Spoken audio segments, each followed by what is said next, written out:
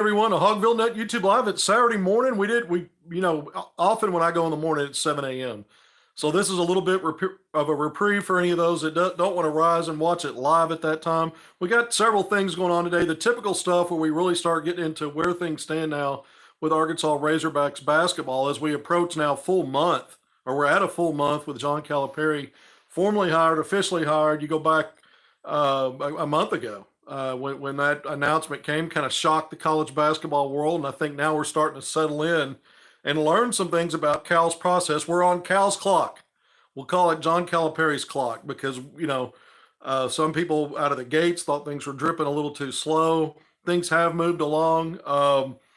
And it's a different pace for sure from what you were used to in the previous regime for where it is now. But again, I constantly repeat myself, John Calipari is the best in the business when it comes to recruiting, and we're in the transfer portal recruiting cycle. A little bit unique with him because when you change jobs, you also got to turn the page back and go grab those high school committed guys. 3 of the 6 he had at Kentucky.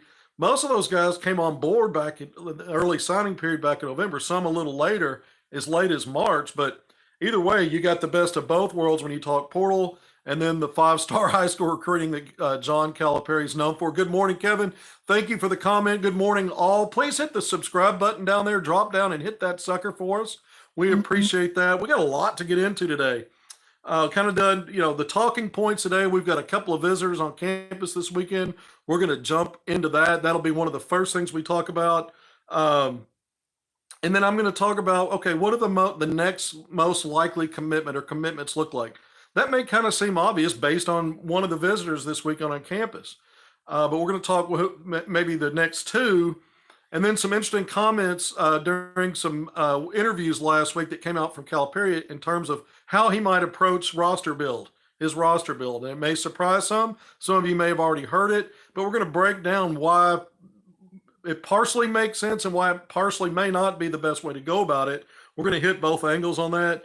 We're going to talk about other needs and other options out there for Arkansas as you start to remember Arkansas is at 7 scholarship commitments, signed players, 6 more to go. You can have as many as 13. So we're going to talk about what's left on the board, what some of those options are, what the needs are.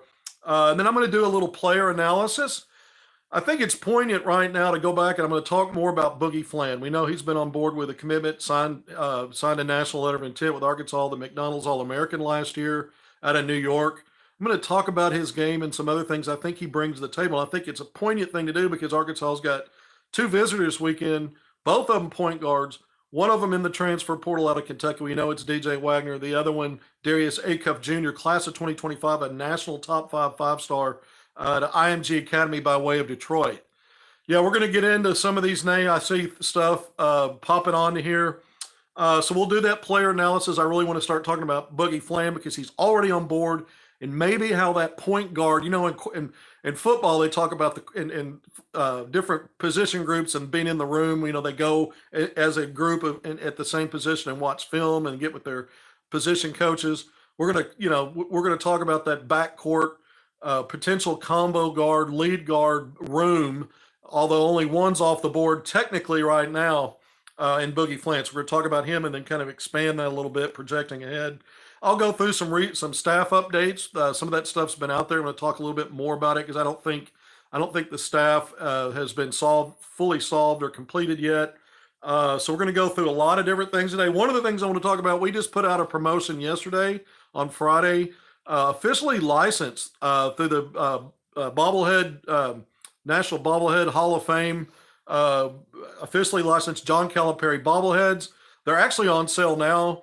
If you go to HogvilleNET, you can find I've got a post where I'm talking about not only this podcast today, promoting this, but also the fact that you could go in there and click on the link if you want to go order one. But we're going to have one that we're going to give away, so it'll be free.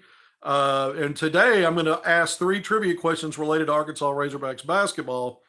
And John Calipari will be a part of those trivia questions, even though he's been on the job for a month, his vast career. There's some stuff there, some experience there that relates to the Razorbacks. Everyone knows that because he's coached the last 15 years at minimum, in the SEC going up against Arkansas. So I'm going to drop those 3 questions as we go here. I want to make a couple of things clear about this promotion before we move on. Again, please hit the subscribe button if you haven't already. But also on this promotion for the giveaway, 3 questions throughout today. But I can't accept answers on this format or people in the comments. What I need you to do is go back to Hogville's Twitter page, where we've got it pinned at the top. We've got this promotion pinned at the top. And the first person to respond as a reply, don't quote it, don't retweet it, but just reply. There's a reply option on that tweet that's pinned up there talking about this very giveaway. And you want to give all 3 answers in the same response, in the same reply. So you don't want to piecemeal them in, because I'm going to ask them at different times here. You need to wait till it's over. If you got them all, go there. And then I need you to follow me at AR Hoop Scoop on Twitter, as well as at Hogville on Twitter, so that we'll have ways to correspond with you through direct messaging to get your mailing address and other particulars, and making sure that we get this to the right person. This bobblehead, it's kind of cost, the tweets include some images of what the bobbleheads will look like. Kind of a neat thing, but we're going to get started. So before we get into the meat of our program today here at HogvilleNET YouTube Live and get into the teeth of what we really want to talk about, I'm going to ask the first trivia question. So let's get it going here. I need you to name all of Arkansas's SEC Players of the Year that Coach John Calipari has coached against in his career. Name all of Arkansas's SEC Players of the Year that John Calipari has coached against during his career. All right, so that's trivia question number 1. There it is. We're out of the gates on that. All right, let's talk about the visitors. I think what we've seen is a definite pattern. What are the patterns so far with Calipari? We're on his clock. We know it doesn't go as fast as the previous regime and maybe some other programs out there. But when you got the greatest recruiter of all time, you're not as concerned about that. Okay, so a couple of things here when I think about it. What's been a precedent? So far, Arkansas has gotten a commitment on every Monday since Calipari has been formally announced. Is that a coincidence? I don't know, but it's 4. Out of your 7 players that are on board, signed, and committed, 4 of those guys, 4 of the 7 have hit on a Monday. You've got a couple of visitors this week, and the one you're really paying attention to is the one out of the transfer portal that would go into next season. He's got to make a decision for himself, whether it's Arkansas, USC, where he visited, potential Florida visit we've heard. I honestly don't think Calipari is bringing players that are familiar with him, that have played for him, onto campus. So far, he's perfect when you talk about guys either committed and signed him already at Kentucky or who played for him at Kentucky in terms of guys he wants. And once he brings them on campus. So DJ Wagner could a weekend, he's on campus. I was able to confirm last night he was at Baum Stadium for Arkansas with Cal and his family. DJ Wagner's family, John Calipari, at the game at Baum. And it was, I think it was one of those situations where he got in enough time, obviously, to get out there. So it was not a late arrival. So the reason I bring that up, what's the importance of that? Well, the clock on the visit, there's only so many hours you actually get on an official visit. And so could there be at some point a drop over the weekend of a commitment announcement? Maybe as soon as that. I tend to think that it's probably going to be a Monday thing, because we've seen that in succession every Monday since he's been here. So maybe there's momentum there to do that again, and you do it on a day where there's not a lot of distractions with other things going on campus, with other sports, playing games. And you kind of get the news day all to yourself, for your Arkansas fan base, as well as make a splash nationally. So that's just a thought there. But DJ Wagner, 6'3" point guard, 2023 McDonald's All-American. Last season battled with a high ankle sprain, a foot injury. That really affected, I think, his efficiency more than anything. Great start to the season. But when you look at his numbers, 10 points per game, nearly 3.5 assists, better than 2-to-1 assist to turnover ratio. Had some big games, including 19 points in Kentucky's home win over Arkansas, 111-102, but 19 points. I think he made 4 or 5 from 3. This is a big-time player. Eric Mossman in Southern Cal would love to get this guy, had him out for a visit, but the fact that he's on campus now, not just that he's planning to be here, but I was able to confirm that he is in town. So now I know that it's real. Didn't doubt that it would be, but until it happens in recruiting, weird things happen. But I think now this means that he's on board and that he'll be a commitment coming soon. Is he really going to visit Florida? Could this take a little bit longer? That I don't know. I doubt it. I doubt Cal's let it go this far without thinking that he's got this guy ready to commit, or maybe already committed and just going through the formalities, make sure he gets to campus and there's not something that blows up. But I think DJ Wagner will be the next off the board in terms of guys we know that have made it to campus. So there's that. Wagner, to me, projects with experience, and we're going to talk about Boogie Flynn later, but you've got a great 1-2 of players that are capable of running your lead guard spot. They're among the most talented players in the country. And I don't think either one of those were mistakenly honored as McDonald's All-Americans. And at one point, in fact, DJ Wagner, DeJuan Wagner Jr., was the number one rated player in the class of 2023. He was still finished up as a top 10 5-star rated guy and a big time player. And even his stats, when you look at his stats, I mentioned the numbers, I didn't mention the efficiency, shooting well behind the 3 line before he got hurt. He struggled coming back. He was also up against a numbers game with some very talented backcourt players, several of which now are in the NBA, not only going through the NBA draft combine process, but at least 2 of them look like top 10, top 5 maybe picks. Backcourt guys, freshmen last year at Kentucky. So there were some other things there, but 29+% from 3. I think that may be an outlier. We'll see, but I think obviously going from freshmen to sophomores, where you see a lot of improvement with players, where they are able to hone in some things that maybe work better for them as they mature and develop. But also, I think the further he gets away from that injury and having to play in real time in the season with that, hopefully it's a situation where he gets past that. And so I think this is a guy that can be a real weapon at your 1 spot in concert with Boogie Flynn. They're both going to have a big role. They're both going to play minutes that are relevant and matter. And so DJ Wagner, I think I'm talking as though he's already a Razorback. I think it's a matter of time now. I think that's going to happen and drop very soon. We'll see. Crazier things have happened. So far, I think Calipari's perfect in terms of who he's brought to campus that he wanted, but under certain circumstances. And so that almost sounds like, well, you're adding qualifiers. Well, I am.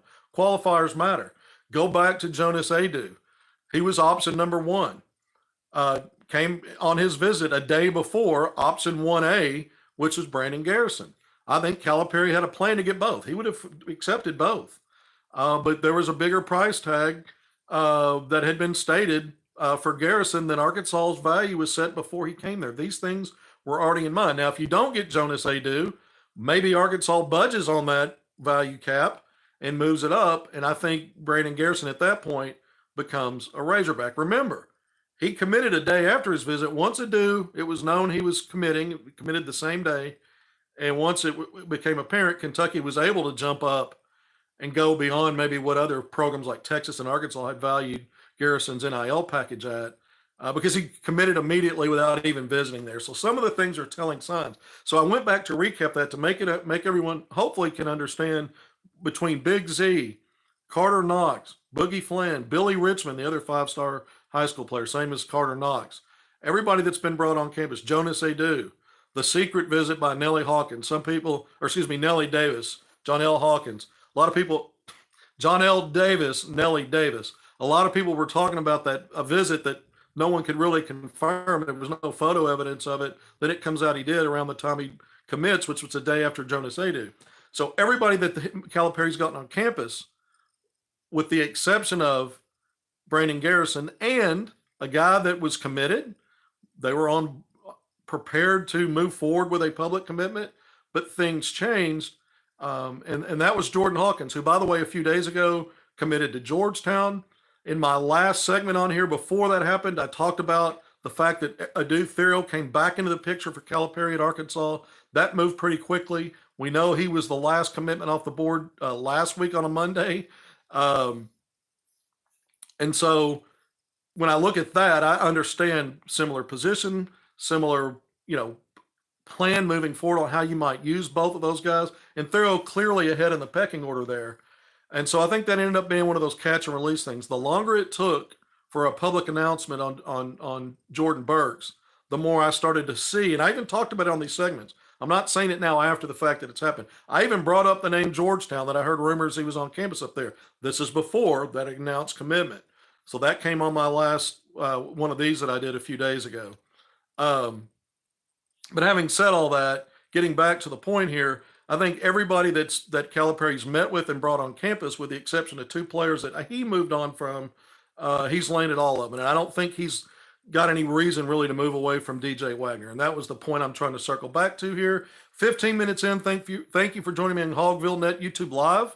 I appreciate the, if you can give us a subscribe, if you haven't already, hit the subscribe button down, drop down and hit that. We appreciate that.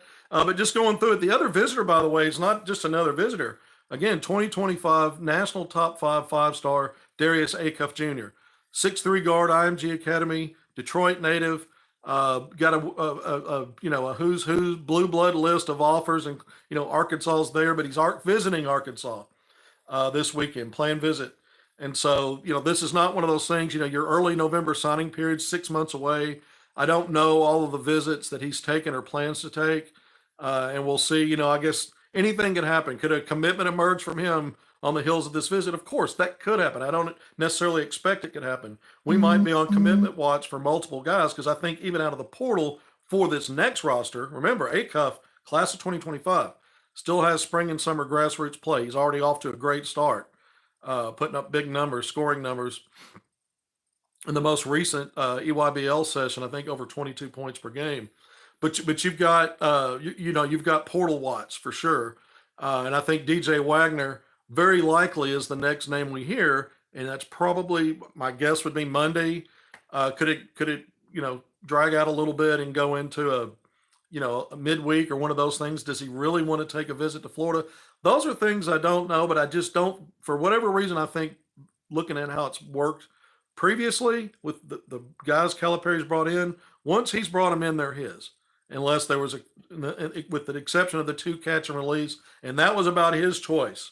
That was about Calipari's choice. So I think this is a situation where we should see a commitment, more than likely, from DJ Wagner to Arkansas, if not today or over the weekend, probably Monday. And if it goes any longer than that, you might start asking a few questions, but it may be just really much ado about nothing. It's just a timing thing for whatever reason. But I do think that's on the horizon. All right.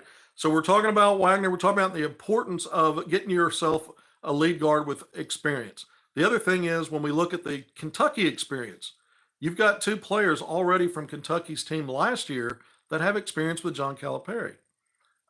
Big Z was the first commitment. The most recent one, the 7th, was Adu Thero. So your 7'2" center, stretch 5 Will Collins, because he can step out and shoot a little bit.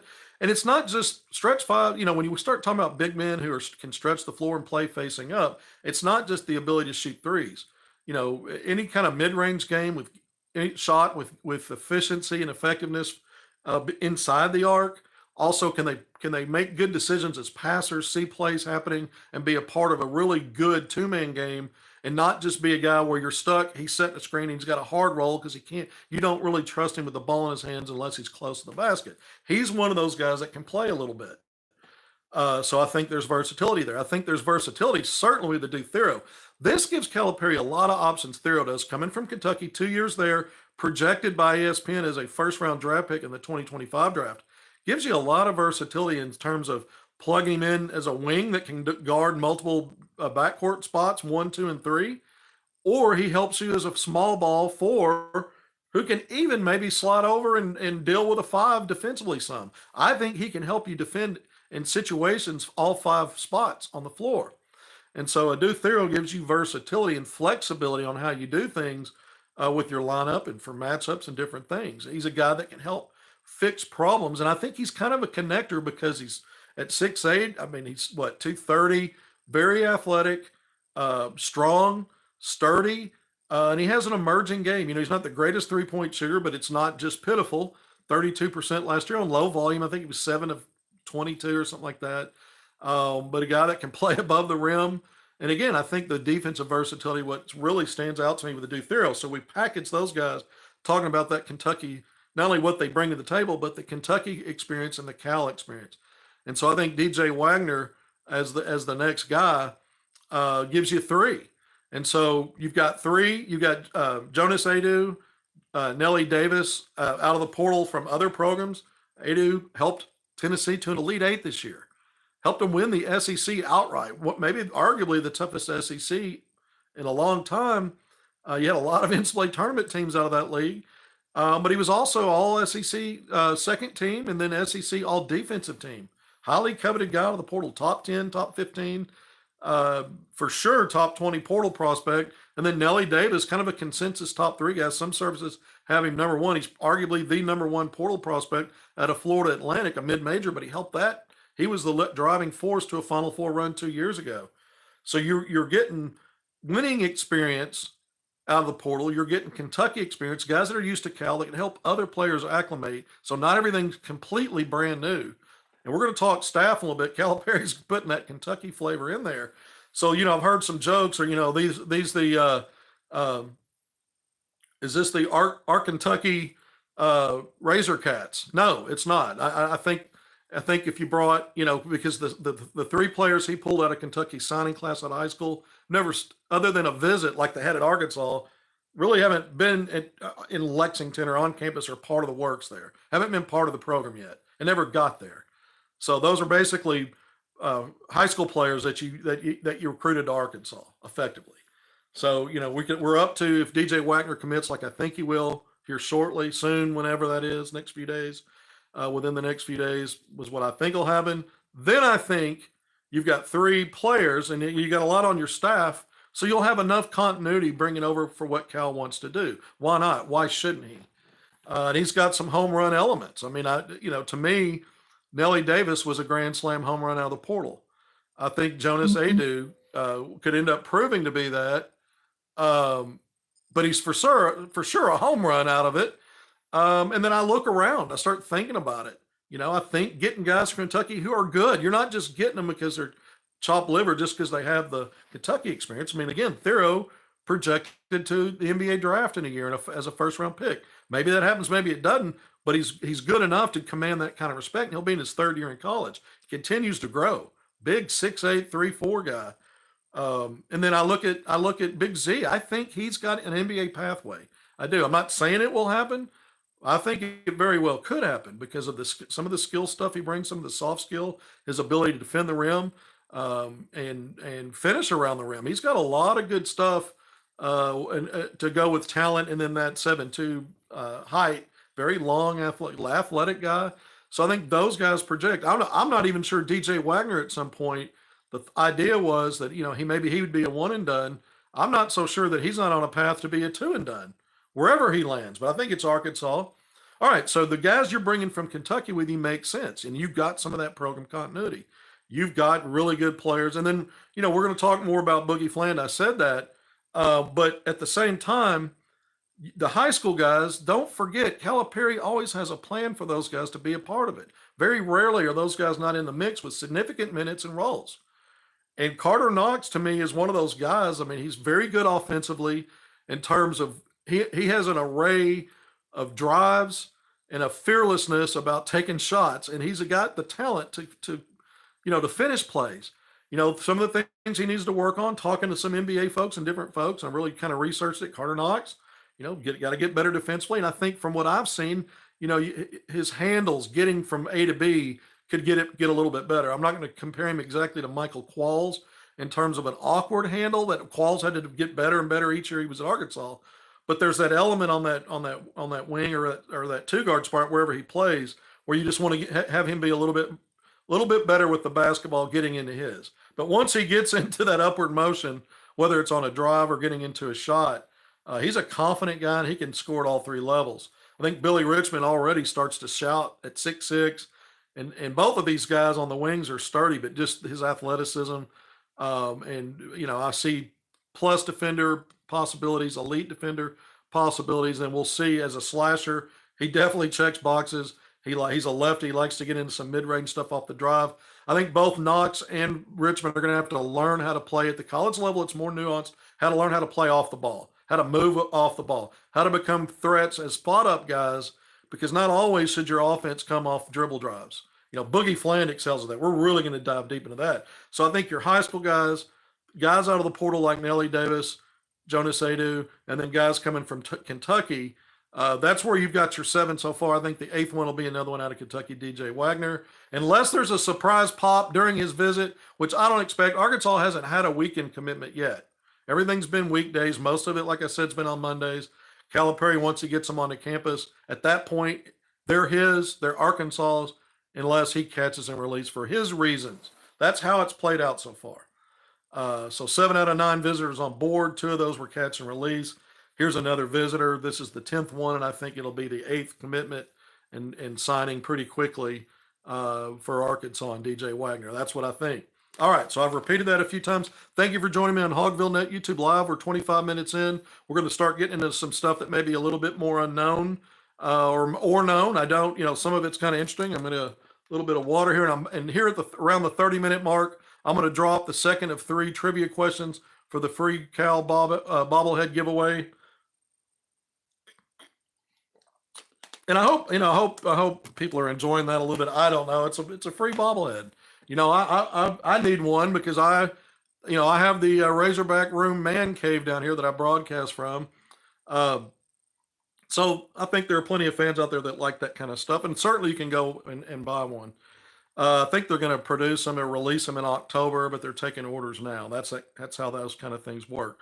All right, so we've talked about DJ Wagner. Let's get into the other possibilities. Roster needs. We're going to talk a little bit about Calipari's recently expressed philosophies on his roster. I guess either moving forward or for this year. I find some of it interesting. If it's a true picture of what he's thinking, I do.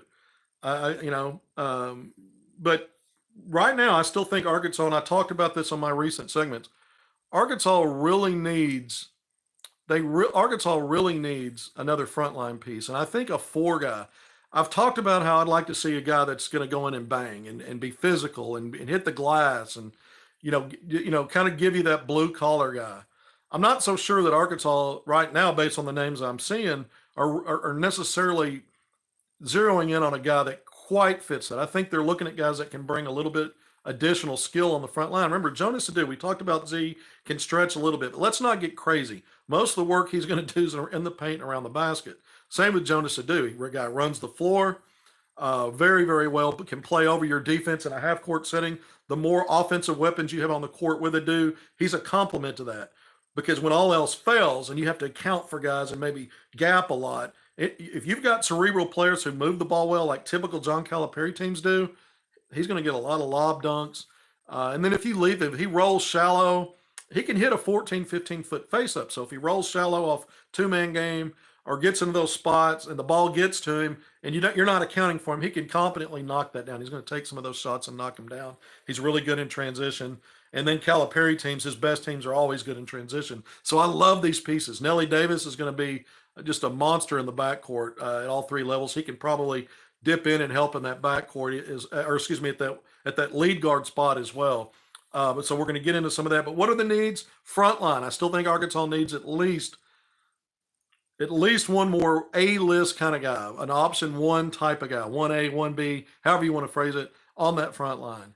And the name that has been out there for a while, and we've heard it associated with Arkansas, is Kason Pryor, 6'9", 6'10" forward out of South Florida, helped the Bulls go 16-2 and win a very competitive, very good American Athletic Conference this year. But started 21 of the 32 games he played in. Pryor at 13 points, 8 rebounds per game, 7.9, 8 rebounds per game. Listen, this is the kind of guy, when I look at his minutes, when I look at the rebounding, that does check the box. This is a guy that's got some swagger. He's got a lot of face-up stuff he likes to do. But pay attention to the glass. I'm always looking for big men. Do they really want to rebound? Do they really have a desire to do that? When you look at the per 40-minute numbers for Jonas Adu, he checks that box. When you look at Big Z, good rebounder for his 11 minutes played.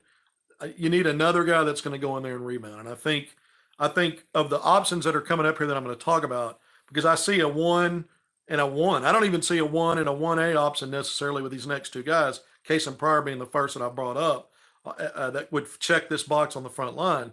But he's the better of the rebounders, in my opinion, in this mix. 45% shooter from the field, over 35% from 3 on decent volume. You like that? He's a guy that loves to mix it up. He got some flair, plays with flair. and 81.5% at the free throw line. So he gives you a lot of really good, solid shooting splits playing at South Florida on a very good team this past year. That team did not have a good enough run in non-conference play to sustain a loss in its conference tournament, where it did lose and then played in the NIT. I think the Bulls went 1-1 there. But Pryor had a multitude of games in double-figure rebounding, multiple games with double doubles. You're talking in the double digits in terms of how many times he was able to do that stuff. So it's an impressive player for me.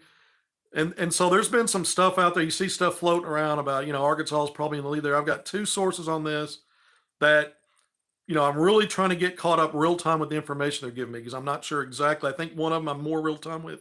The other one I'm not as sure about. But one of the sources I have has effectively said that Arkansas is in the driver's seat, and it's just a matter of time before it becomes a public commitment. Or he may already even be privately committed. Well, what's the track record been so far with players that are on board? They visit, they come to campus.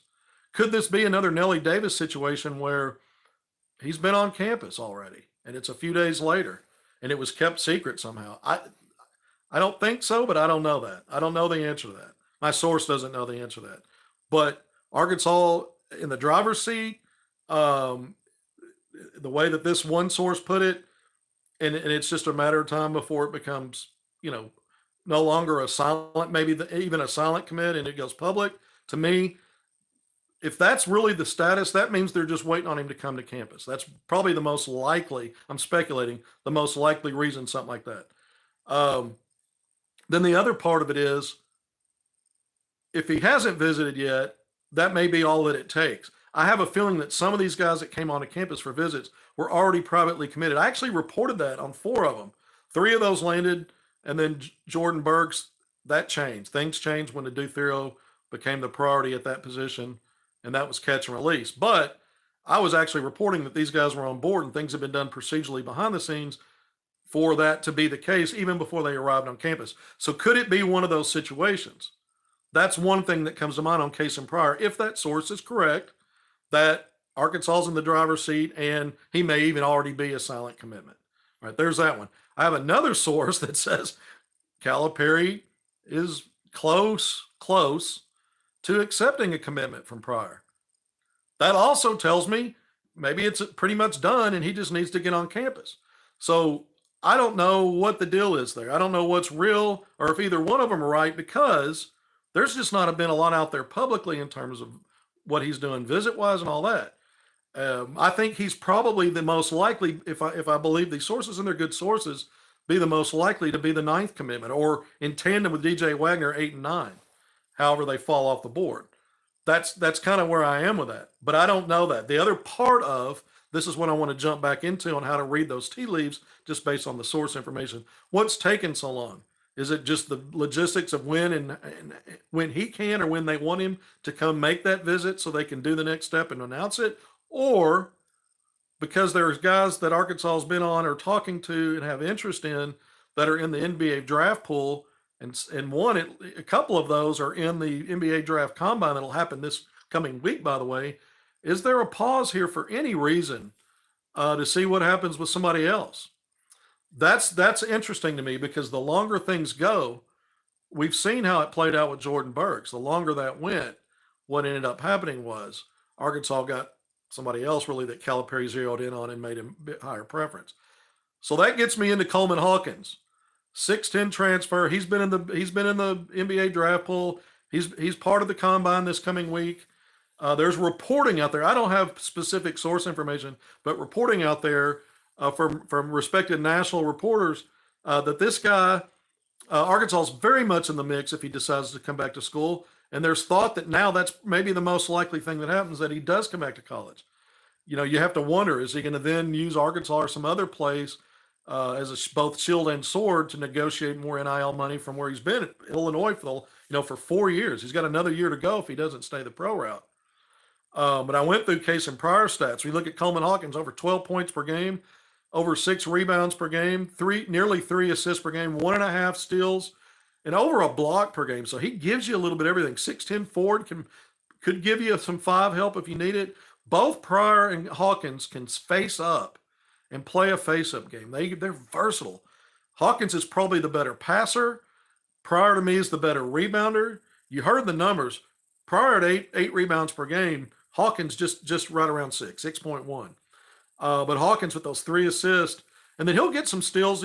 He's a guy that last year Illinois was a ranked team, a very high seed in the NCAA tournament, a very good team, and he was a big part of that. Had his best season in college, but a 45% shooter from the field, so very similar to Cason Pryor when you look at overall field goal percentage. Basically the same. Even better three-point shooter, 37% from three. Both of these guys are volume three-point shooters. And then 79.2% from the free throw line. So just very, right there at 80%, Cason Pryor, 81.5. So if you want to compare stats, there's some equitable stuff there. There's some similarities in the fact that they have strong face-up abilities at 6'10". I think Hawkins is the better passer, and I think Pryor's a better rebounder. I typically defer to rebound guys more than I do some of the other stuff, and both of them bring plenty of other stuff to their game. Hawkins may be from A to Z a little more versatile. Pryor, again, better on the boards, and both of them, when you look at the shooting splits, they're so similar that if you were just going off of those, it's kind of like all things being equal, what else matters? And I think for me, it might be rebounding. So I probably give, just because of the glass work, I probably give a slight edge to Pryor in terms of what Arkansas could use. That doesn't mean that Coleman Hawkins wouldn't be fantastic, or both players wouldn't be fantastic. Remember, Coleman Hawkins has high major bullets fired at him almost every night, playing in a very tough Big Ten. You can make jokes about that in terms of how they do in the postseason and some of that, but it's a high major conference. The recruiting's better there, and the American Athletic Conference is no slouch. But we're trying to make comparisons here. So to me, it's probably one or the other here. And the longer the Cason Pryor thing sits, it makes me wonder what's going on there. And is it just a matter of he'll be the next announced visit coming up, and then we pretty much have a real strong indication he's the guy? Again, I got a couple of sources that think it's right there, ready to brim over. So maybe it's that. But with Coleman Hawkins, you still have a process. You've got the combine this week. Could this be a situation he interviews with teams, goes through the combine stuff, and then does he still play it out to the May 29 deadline? That I don't know. But I would think if it's not Cason Pryor and they're holding out for Hawkins, they've got a real good track to this guy and think that it's him that they want, and they're willing to wait on it. So we need to see what actually bubbles up and comes out. Hawkins is going first round, early second. I mean, I don't know if that's, I don't know about that. That may be, if that's the case, he probably needs to stay in. But he's a guy that I think really going through all the testing, that's someone's opinion. I don't know. I haven't heard it that way. The people I talk to that are connected to it says he probably would. See, NBA people want him to go ahead and come out. So they're going to tell you that. But then they tell you where the draft range is. And now they understand what NIL means. So they'll be a little bit even more honest about that. They go, look, if he can get good NIL money, he probably should go back to college. And so that's what I have heard, but who knows? I don't know what Arkansas NIL offer would be to him or Cason Pryor. And who would actually command more at this point. Might be a Coleman Hawkins, but I don't even know that to be a fact. But you would think so, because he's got some, he's got the pull of the NBA. And so we'll see how that resolves. But I do think Arkansas is going to probably get, if not one of those two guys, and I've got some other names here, but I think they're going to land another big and a guy that can play at the 4 and be on the court with a guy like Jonas Adu, play alongside, or a Big Z. Fact, Slim. After 40, Woo Pig Sui. He's not. So we're getting some brief comment. We get some longer ones. We get some brief ones. All right. I said I was going to drop the second trivia question around the 30-minute mark. And like I tend to do, extended talking. So we're at 39 minutes. I'm going to drop the second question. This will be a fun one. Triplets. Everybody remembers the triplets, right? All right. So we'll go ahead. You're going to have to name them. So I'm not going to name them for you. You know who they are. You know who the famed triplets are. In concert with Eddie Sutton, they put Arkansas basketball on the map nationally, and it's been a wild ride from there, and a good one for the most part over decades. But of the triplets, how many of the famed triplets were drafted by the NBA? How many were drafted by the NBA? And to conclude this trivia question, and how many were drafted by the NBA? And how many times collectively were the triplets drafted by the NBA? That's trivia question number 2. All right, 40 minutes in. Thank you for joining me on HogvilleNET YouTube Live. Having a lot of fun today. Beautiful Saturday, the sunshine. We've had a lot of rain lately. That happens, right? April showers. It spills into May. We'll see more. I know there was some, I don't want to make light of the weather. There's some tornadoes that hit again in state, hot springs. So, there's that part of the weather, but it's good to have a sunshiny day.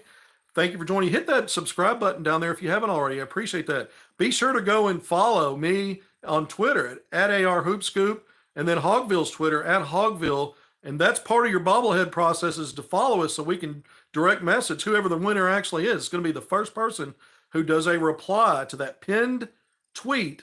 Pinned, it's at the top, posted at the top of the homepage for Hogville's Twitter page, or X, they call it now. But you have to reply to that with all 3 answers in the same tweet reply. So there's a great show, awesome content as usual. Thank you. 2 of the triplets got drafted. Well, I'm not going to comment on that, but I will move forward for now, since we got the second trivia question out there. So other roster needs. This is where we're going to get into what Calipari talks about. I've gone through it. I think DJ Wagner's very likely to be the next one off the board. I think Case and Pryor, based on source information. Is this just a matter of getting him on campus and finalizing that? It's already kind of like some previous ones where it's a silent commit. Calipari's close to accepting it. That could mean they're just waiting to get him on campus so they can do it. Because that's what he's done. Everybody's has been on campus when it's actually publicly been cemented, I guess is a way to put it.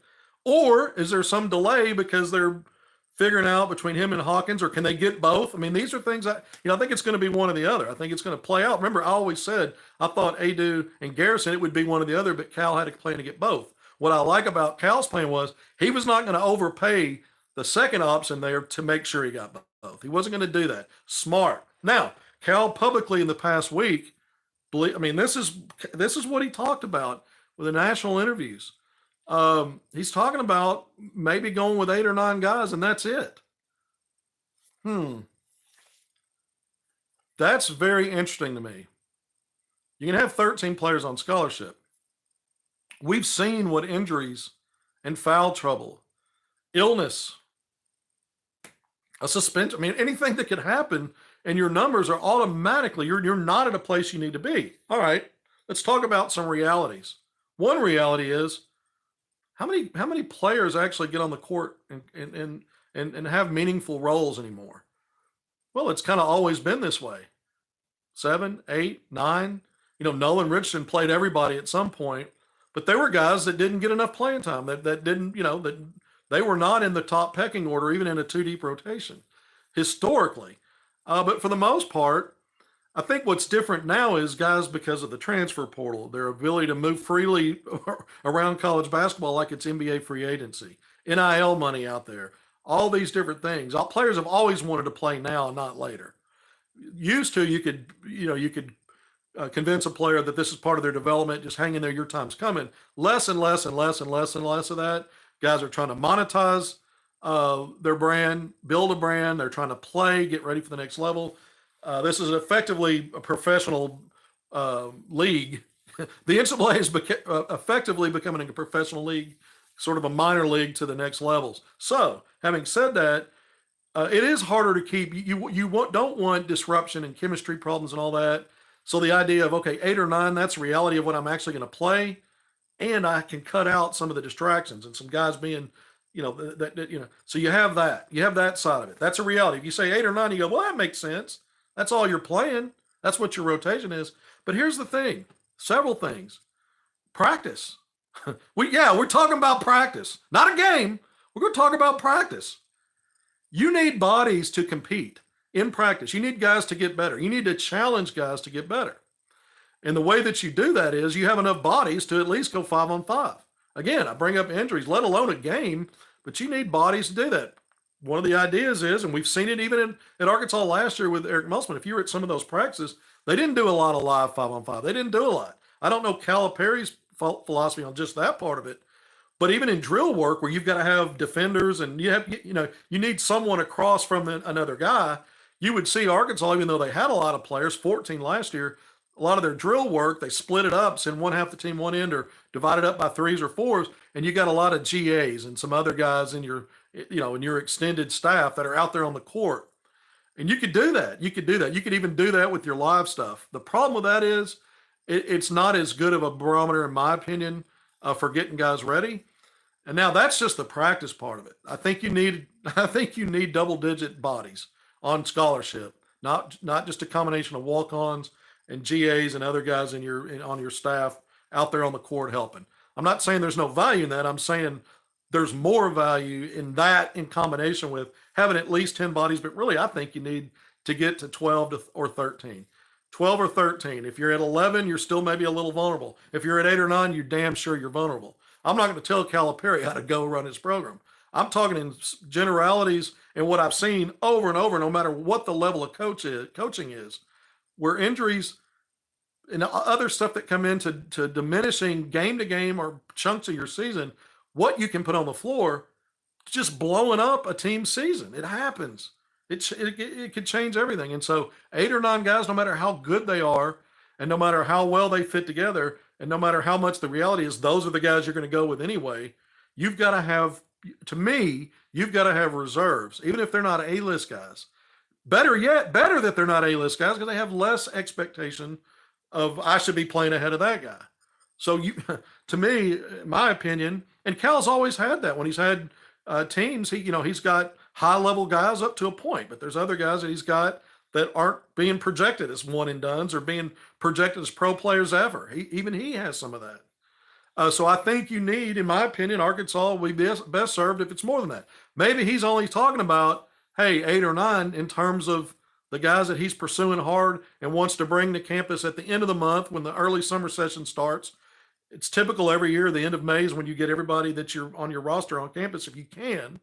And then you go through physicals. You start summer one session for the academic part of it at school. And then you get into the limited summer workouts that the NCAA allows.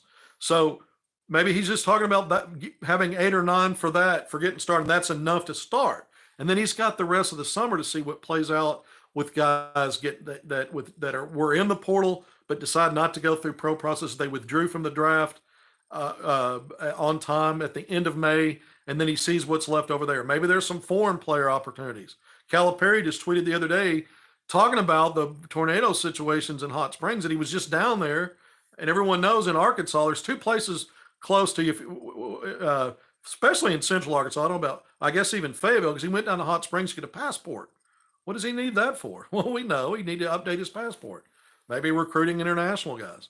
By the way, New Orleans is another place where you can go get an expedited passport. Hot Springs, New Orleans, I've been through that situation, but there it is. So maybe he's going to keep an eye on some other possibilities to fill out a roster. There's all manner of things that can still sort out where he can add guys. Is he really going to go just 8 or 9 and that's it? I'll be surprised if that's how it plays out, but I won't be shocked because he's in effect kind of said something to that effect without maybe clarifying, without maybe a lot of pushback, and he drills down and comes back and says, yeah, when I say that, I mean it. That's what it's going to be. I don't know that we've got enough out there other than one interview and one moment where he, what does that 8 or 9 mean? The top shelf guys, and he's going to backfill after that? Is it top shelf guys by the time they move on campus? And then maybe stragglers along the way, kind of like I described, to get enough bodies out there? We'll see. So I've spent a lot of time explaining that. I've spent a lot of time going through that part of it because I mentioned the guys, DJ Wagner, Kason Pryor, Coleman Hawkins. Those are the hottest names right now really attached to this. But there's other names out there. And so not assuming anything, I think these commitments are coming, but not assuming that that's really going to stop at 8 or 9 if they do. Let's talk about some other names. There's some other frontline name guys. JT Toppin, similar to Hawkins in the sense that he's in the NBA draft pool still. He's in the draft combine, and he's planning on being there. The freshman, 6'9" forward center, at New Mexico last year. A very good team. Richard Pitino did a great job there, but 12.4 points, 9.1 rebounds. There's my rebounder. Almost 2 blocks per game and only 27 minutes per game. So you look at those per 40-minute numbers. The guy's obviously averaging a heavy double if you stretch it that way, and over 3 blocks per game. Do I expect that he's going to return to college? I don't have any expectations for JT Toppin, but he's a guy that I think would make sense in terms of another 1A, 1B front line guy. My question here is, can you play him on the floor at the same time as guys like Jonas Adu and Big Z? That's the question mark. And this is where I think he's different, the lefty. I think he's different than Kason Pryor and Coleman Hawkins. I think those guys are more complementary because they can proven they can face up a lot and bring you different things. So this Toppin, someone's asking me, does his older brother play for Cal? No, that was Jacob Toppin, and I think it's Jacob Toppin and Obi Toppin, who's in the NBA now with the Indiana Pacers, still playing in the playoffs, 2-1 series against the Knicks right now, going to Game 4. But those Toppins, I think, were brothers. Jacob and this JT Toppin is not related, is what I'm told. So it's the same last name, not related to Thomas and Friends, the train, Sir Toppin Hat. No relation there. I have kids. I know who Thomas is. Well, I don't think Thomas was around when I was a kid, but maybe he was. But anyway, JT Toppin's a guy that I don't know gives you the kind of complementary piece alongside guys with Adu and Big Z, like I do think you would have with Pryor and Coleman Hawkins. All right, so we talked about him. Dylan Mitchell's a name that's out there. 2022 McDonald's American, 2 seasons at Texas. A guy that's, Arkansas's not really, when you start looking at some of the names out there in the mix for him, would he be a fallback plan kind of guy? His name's still out there. But a 6'8" forward, 2 years at Texas, I mentioned that. 9.6 points per game, 7.5 rebounds. A very athletic guy. 1.4 assists, one steal, but 58% shooter from the field and 60% at the free throw line. So there's another frontline guy that I think would kind of fit, strong rebounder, and could obviously play on the court with guys like Jonas Adu and Big Z. But the name I really like, and again, this is another one that, we'll see, but it's Vin Allen Lubin. I wanted to spend a little more time on him. I've already talked about him before.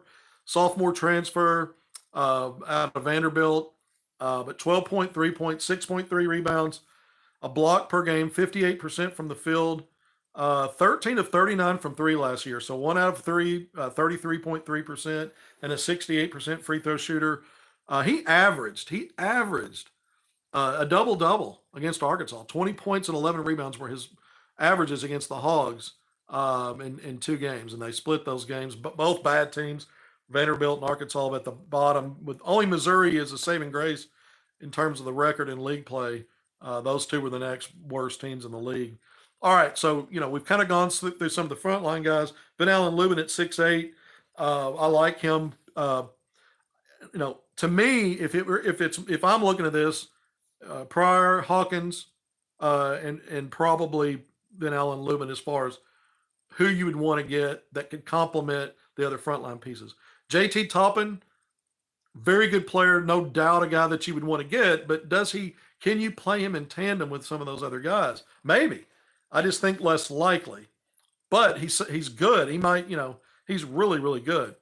And he's a freshman. He's got 3 more years to go. And you'd think, well, he could be a really good college player. Maybe in a year, JT Toppin would be a guy that's going to the draft, or maybe that doesn't work out and you get him another year and get the NIL right or whatever, if he's maintains his trek as a really good college player. So there's, it's hard to think in terms now when you recruit in terms of longevity of a guy and building them, developing them and keeping them around. Calipari's been a guy for years that's already been kind of like that because he's so heavy on those one and done guys, those top, 25 5-star guys projected to move on. So he's already a guy. We knew Eric Musselman likes to blow up a roster every year and start over. Calipari's different, goes about it a different way, but it's kind of similar. Don't really hold guys a lot. So I don't know how much value you put into, let's go for this guy because maybe we can develop him and keep him for a while. I don't know how much of that remains anymore, especially with NIL. Because even if you get a guy up playing better, and improving his brand, are you then going to step up and pay him more in your next recruiting cycle, or is someone going to beat you to it and he leaves no matter how good it's been? We're seeing a lot of that. I'm seeing players at all levels leaving really good situations for money or perceiving they're going to be able to get more money by putting their name out there. So there's a lot of that. All right, 54 minutes in. We've gone through a lot. I want to go through Boogie Flan. This is going longer than I'd hoped to. I've gone through some of the needs. Another name out there, I'm just going to drop this one. We've talked about him before, Wooga Poplar, the 6'5" guard out of Miami. I still think Arkansas, there's a potential to maybe go get one more 1A, 1B, 1C kind of a level player. I think he's in that 1A, 1B range. But 13.8 points per game, 4.8 rebounds, 2.1 assists. 43% overall from the field, nearly 39% from three on volume. That's really, really good. That's what stands out to me, plus 86.5% at the free throw line. And he's a guy that could give you more experience in the backcourt, has played in the ACC, put up really good numbers, and gives you depth there. I don't see any traction moving toward that. And I think with DJ Wagner in combination with the high school talent that's been brought in for that backcourt, with Adufrio and his versatility on the wing, I think it becomes less and less likely that Arkansas is going to be able to pop a name like this in the backcourt, but you just never know. It's John Calipari. And I want to mention that name because I really like him, and when I looked at the construction of the roster, I like him in there. Remember, Nelly Davis is going to play a lot. He's going to mean a lot. Here's a preseason. You look at Adu and Nelly Davis, these are preseason All-SEC picks off the bat. Both of them might be preseason All-American picks. That's the quality already there. So does a Wooga Poplar start looking around at what Arkansas's already got and say, yeah, maybe not, that's not, or So, but I want to throw that name in there. If you said, well, what about another backcourt guy? That's the first one that comes to mind for me in terms of one of those 1A, 1B list guys, because I think most of these names I've given here, most of them were front court of what's still out there that might make sense for Arkansas. All right, so let's go into Boogie Flan. I'm going to spend some time. Really want to look at his value in terms of what he brings to the court. I went back a few days ago and watched the McDonald's All-American game again, and I knew his stats were good: 17 points, 5 rebounds, 3 assists.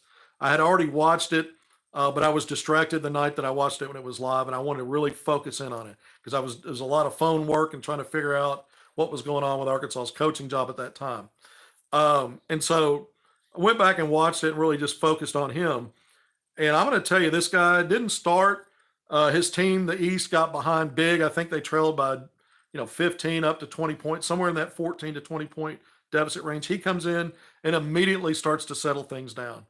But 17 points, 3 of 6 from three, 6 of 14 overall from the field, made both of his free throws. But he was a difference maker. There were probably 5 or 6 players in that McDonald's game that you can make a case for most valuable player. But I think he had as strong a case as anybody. And look, you say, well, it's an all-star game. What does it mean? Well, this was surprising. It was an 88-86 final score. He hit the game winner, by the way. He hit the game-winning shot, a putback on a missed shot. The smallest guy out there, one of the smallest guys out there, he sneaks in for a putback. Again, 5 rebounds in this game, really strong for a 6'2", 6'3" point guard. But I thought he was the difference in how the East got back in that game, in a game that was actually a lot of defense was played. The guys weren't just letting guys go and dunk and do all that. Yeah, there were some transition dunks, but there was a lot of grind and defensive plays, and they actually ran stuff. And that was most of the game was played that way. The commentators my eye test was telling me that, and they kept talking about how competitive the game was, and that the players, it was not like your typical all-star event.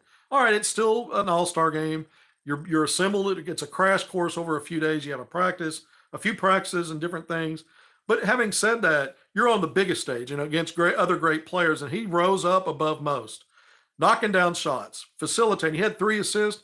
He probably had 3 or 4 other nice passes to guys that got fouled at the basket and went and made free throws and helped overcome that deficit.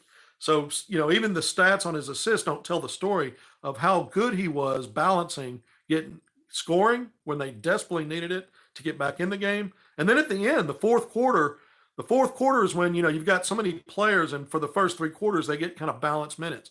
In the fourth quarter, Boogie Flan started and didn't come off the court. Didn't come off, played the entire fourth quarter. That's how good his game was to get it to a competitive game. And then at the end, he took himself out of the scoring equation for the most part at that point. He did most of his scoring, if not all of it, in the first 3 quarters.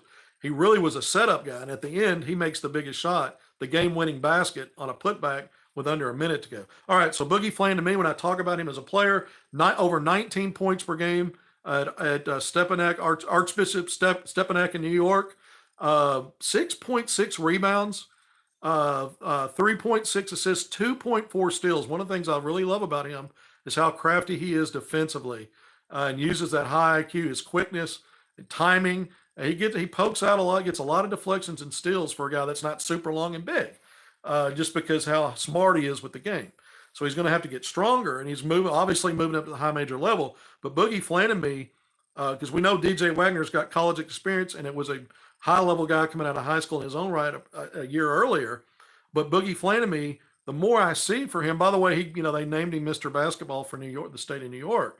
No surprise there. Ranked 15th by ESPN and a 5-star top 15 guy. But when you look at all three of the major All-Star games, McDonald's All-American game, then it was the Nike Hoop Summit, followed by the Jordan Brand Classic. He averaged 11 points, 3 rebounds, and 3 assists per game. So he wasn't just a one flash in one game, although the McDonald's game was his best game. I think he's shown enough against high-level guys. And then what he did in the state of New York and how good he was, I went through some of his stats. I think this guy's going to be ready to be a good player. We'll see what happens. But projecting him, what I've seen is good decision making. He's got flair and flash. I've mentioned he's got some Kyrie Irving feels to some of the stuff he does. Love this guy. All right, we're just over an hour. I'm going to go ahead and drop the third and final trivia question. I'm glad you stuck with me. Thank you for joining me on HogvilleNET YouTube Live. Please go hit the subscribe button if you haven't already. Our third and final question.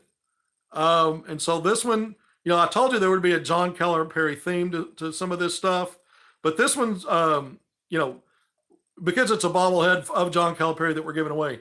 But this one's one I want you to really think about. I don't think it's that hard, but how many Naismith Hall of Famers are part of Arkansas Razorbacks men's basketball program? How many Naismith Hall of Famers in total, totaling them up, and name them. You got to name them. You got to name all of them. So how many, and name them all. All right, so that's the third and final. The first person to answer all 3 trivia questions correctly, all in one reply tweet. So you've got to go to Hogville's Twitter page or X page, go to the top. We've got a pinned tweet up there describing that we were going to do this, have 3 questions. And you've got to reply to that tweet and put in all 3 answers in one tweet correctly. So the first one to do that, please also be sure to follow Hogville's Twitter page, and if you haven't already, and also follow mine. So it's at Hogville and at AR Hoop Scoop. The first person again. So when you follow us, we'll be able to direct message you, determine who the winner is, but then direct message, mailing it, information, stuff like that. So all that's important. You have enough. You can leave now if you want to. I am going to hit some staff update stuff that I think is really interesting. I probably shortchanged the Boogie Flan talk a little bit, but just thinking about him, along with now DJ Wagner, I think Arkansas presents a lot of problems.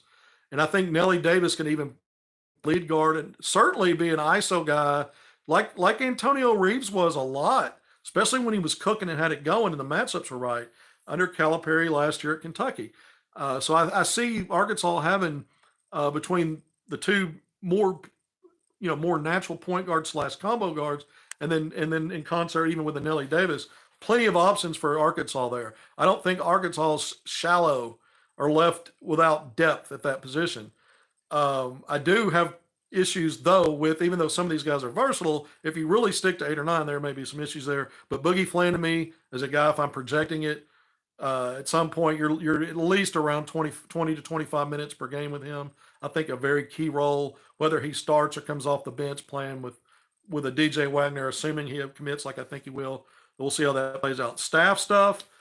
I think the staff is still in flux. We reported a long time ago as many as 6 would follow him from Kentucky. It looks like that number is actually increased. Is it increasing? We know the first associate head coach was Kenny Payne, not following him from Kentucky, but longtime Kentucky assistant coach, associate head coach under Calipari with the Wildcats. All those years of big success. Then he was Louisville's head coach, first off the board in terms of staff announcements after Calipari was formally hired. Kenny Payne, associate head coach. Then the 2 guys we always thought would be following him, Chin Coleman and Chuck Martin, both were named, announced, and we've already talked about it last week. Chin Coleman is Arkansas' second associate head coach. Chuck Martin as an assistant coach. All right, no surprises there. And to me, those are the three names that have been formally announced by the university.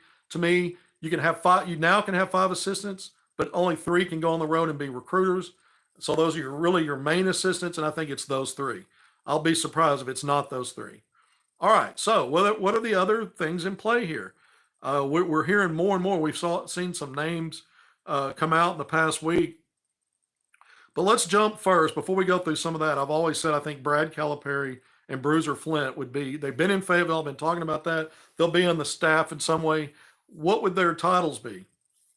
I don't have anything official on that. We've seen some reporting. The CP college basketball report tweeted out a list of names, and Bruiser Flint was one of them.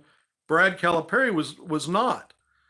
So that immediately, both of those guys have been in Fayetteville. That immediately tells me, unless something weird's going on there, that this is not a complete list. But either way, Bruiser Flint was listed with a role of associate to the head coach. I believe that was his title at Kentucky, or something similar to that. Brad Calipari, I think, will be. The other name we heard, because John Calipari talked about it, I guess, during a podcast, that he's bringing Tyler Ulis to Arkansas with him. College basketball report listed Ulis, and they said that he's just an assistant. They didn't even say assistant coach. They tagged the other names as assistant coaches. One of the, using both words. So I don't know if that was just he ran out of characters to put assistant coach, or if there's just some title that's just going to be assistant. Special, maybe it's special assistant to the head coach. That was a title that Musselman used for different people. Don't know, but Tyler Ulis, the former Kentucky star guard, been a student assistant, is what they called him at Kentucky the last couple of years. Apparently he's on board because Calipari says he is. All right, so another Kentucky guy. Chuck Martin, Chin Coleman, Kentucky guys. Bruiser Flint, Kentucky guy. This college basketball report has also had on the list Ronnie Brewer Jr. as an assistant coach. Well, I've already, I've followed up on that. I'm told that's still in flux. That nothing either way has been communicated in terms of retention or not. He's been retained for the transition, and that hasn't changed either yet. There's there's nothing that's been finalized there or decided there, and it may very well be that he's retained. But these reports that he's been retained as one of the five assistants may be premature. It could shake out that way. It could end up that it ends up being right. But as of my check on it last night, still not even informally decided one way or the other. And so what gives? I don't know. Joe Johnson's another name I continue to hear in some way, shape, or fashion is still in play for some kind of a role. If you're only going to take 8 or 9 guys and you're going to have a staffer that can go on the court and help guys get better, I guess he'd be one of those. You'd have an opportunity for him to basically be on the scout team every day and stay in shape, play basketball, work, so maybe you get a guy retiring as a player, as a professional player for once, and get into the coaching world. But so I'm just speculating. I'm just throwing out some interesting ideas. But we'll see. Joe Johnson's, there's nothing firm on this is going to happen. It's a serious consideration. Keep an eye on it. I continue to hear that. So maybe. So I think when we saw some of this stuff come out by College Basketball Report, some other reports out there, I don't think it means that things have been completed. But some of the other names, Kevin Buddy, video coordinator coming over from Kentucky. I think that was his role there. Kevin Gallagher, 2 Kevins. Can't ever have enough Kevins in the world, by the way. Remember that. That's important. Kevin Gallagher, assistant video coordinator. So the video coordinator room, if Cal pops in and says, Kevin, heads are on a swivel. I won't be in there, but, I'd be wondering who he's talking to. And then you've got Chris Woolard, assistant athletic director. I think that's an interesting title in your basketball, under your basketball umbrella. And then also a guy coming from Kentucky. So right now, if you're counting it up with Ulis, those names I just mentioned, including Bruiser Flint, who I talked about a little bit before, Chuck Martin, and Chin Coleman, you're up to 7 guys that he's brought with him. So that's more than the 6. And so, maybe stuff was figured out later and they just decided, hey, more continuity, the better. But having said that, we're almost an hour and 10 minutes long. I do go long. I usually go an hour. I've gone an hour and a half. We're not going to do that today. I wanted to get through some of this stuff. I wanted to wade through it. I'm glad we did that. Just, as we sign off, I want to thank everybody again for joining me on HogvilleNET YouTube Live. I ask you to go down there and hit that subscribe button. We really appreciate that. I hope you like the content. Hope you got something out of it. We'll see what happens next. Again, DJ Wagner, Darius Acuff Jr. We didn't go down the rabbit hole of talking more about the 2025 recruits because of that early period coming up. I've done that already in a few of these. It doesn't hurt to review some of that stuff and go through it again, but I'm not going to drag this out any longer. Where's Wayne Stellick these days? That's a great question. Oh boy, we got some answers coming in here on some of this stuff, and I think some of them are accurate. I think the one I just saw might be accurate. All right, an hour and 10 minutes in, I'm going to sign off. I want to thank everybody once again. We're on DJ Wagner watch. We're on Frontline watch, I think, for sure. Kids Arkansas get another backcourt player to fit in here somehow. There are names I didn't go through. There's a lot more names I could have talked about in the portal, but I think you start to move away from that 1A, 1B, 1C. And if you're only going to take 8 or 9, or you're going to target 8 or 9 as your top level guys, maybe let's see what happens with one of the 1A, 1A, 1A, 1B, 1C guys, and then we can always come back and hit some of the other names. Because there's a lot out there.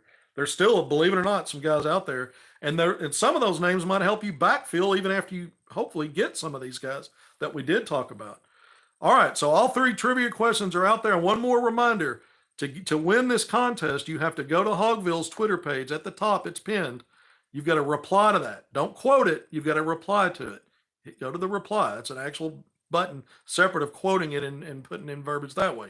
Hit the reply button. All 3 correct answers must be in the same tweet that you reply with. And then we need you to follow us at AR Hoopscoop on Twitter if you haven't already, or at Hogville if you haven't already, so that we can get into the DM arena to exchange information, make sure we get this mailed out to you. And one more reminder, just so you know, these bobbleheads are being released in October. They're on sale now. This is a promotion are able to do because of that. I want to thank, again, we're glad to be a part of that. But one more time, thank you for joining me here. We're going to have a lot to talk about. We're going to start coming on live a lot more. I'm going to actually start doing some 5-minute, 15-minute stuff, because I know there are people out there that would appreciate a shorter, little chopped up version of things. And what we'll do is we'll actually telegraph what might come next and set up some of our longer shows like we've been doing, because those are important too. So we're going to have a lot more different ways we're going to start doing content for you and package it for, not everybody wants to sit through an hour and a half, or excuse me, an hour. And now we're getting close to an hour and 15 minutes. So a lot of exciting things coming down the pike as well on that. So until next time, and if something breaks this weekend, I'm jumping right back on here. You're going to have to put up with me again. But until then, I will see you then.